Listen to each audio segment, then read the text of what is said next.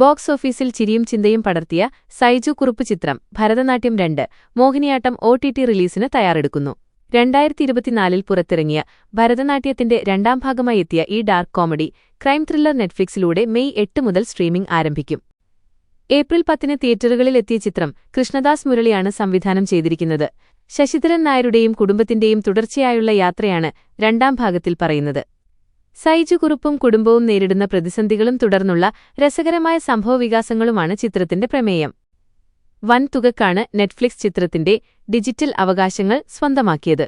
മലയാളത്തിനു പുറമെ മറ്റ് ദക്ഷിണേന്ത്യൻ ഭാഷകളിലും സബ്ടൈറ്റിലുകളോടെ ചിത്രം ലഭ്യമാകുമെന്നാണ് റിപ്പോർട്ടുകൾ.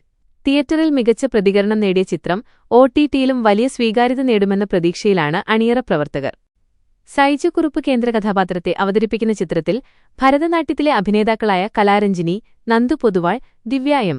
നായർ, സ്വാതിദാസ് പ്രഭു, ശ്രുതി സുരേഷ്, അഭിരാം രാധാകൃഷ്ണൻ, സോഹൻ സീനുലാൽ, ശ്രീജ രവി, മണികണ്ഠൻ പട്ടാമ്പി, സലിം ഹസൻ എന്നിവരും ഇവർക്കു പുറമെ സുരാജ് വെഞ്ഞാറമൂട്, ബേബി ജീൻ, വിനയ് ഫോർട്ട്, ജഗദീഷ്, നിസ്താർ സേട്ട്, ബാലചന്ദ്രൻ ചുള്ളിക്കാട്, സന്തോഷ് ഗുരുവായൂർ, ശ്രീരേഖ തുടങ്ങിയ പ്രമുഖ താരങ്ങളും പ്രധാന വേഷങ്ങളിലെത്തുന്നു.